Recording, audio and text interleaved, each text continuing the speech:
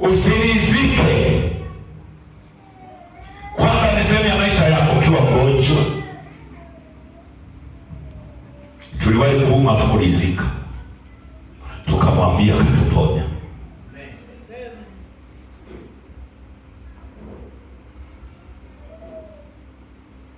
Ili uwe mwanajeshi, unapoenda kujiunga, cha kwanza kupima ni afya. Tuko pamoja? Afya ikiwa timamu, wanakusajili, unakuwa mwanajeshi. Wewe ni mpiganaji kwa ajili ya ufalme wa mbinguni. Yesu anapokuita, hata kama alikukuta umechoka, akikuleta kwake, kazi ya kwanza kukuponya. Shetani asikubiri kwa kukatisha tamaa. Utakuwa unamwambia kimya kimya, Yesu ameniita kweli, mimi naumwa, lakini ataniponya.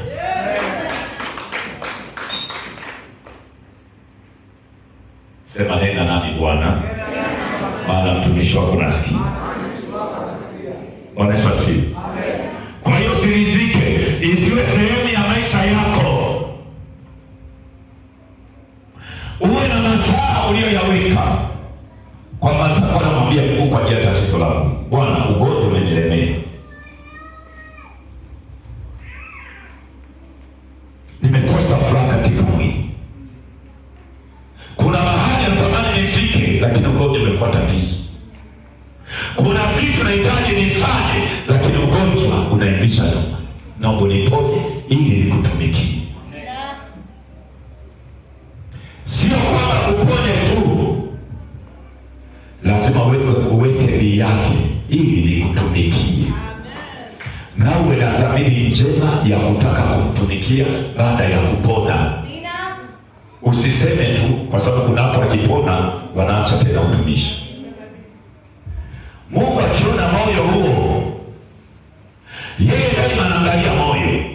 Akiona kweli una nia ya kumtumikia, anakuja kuponya ili akusajili uwe askari bora, ushuhudie matendo makuu ya Mungu katika uponyaji. Naongea na mtu, naongea na mtu, naongea na mtu. Tukiokoka hatufi kama wengine wafavyo, tunakufa tukiwa na siku timilifu, tena tukiwa na nguvu tele. Nimwambia Mungu kwa Mungu usife kabla siku zako. Watoto wako wasitwe yatima. Tunahurumianga watu, wanazika mama, wanazika baba, ni watoto wadogo wako shuleni, wengine watoto wadogo kabisa. Machozi tukayoyatoa si kwa ajili ya aliyekufa, kwa ajili ya watoto. Kanapolia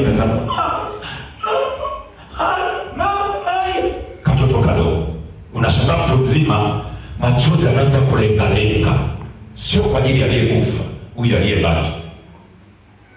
Nani atakayemshika mkono na kutimiza ndoto zake na kuambia kwa Mungu, watoto wako wasio yatima? Usizike wazazi wako. Bwana Yesu asifiwe. Haleluya. Usirizike kwa hiyo masikini. Bwana Yesu yupo,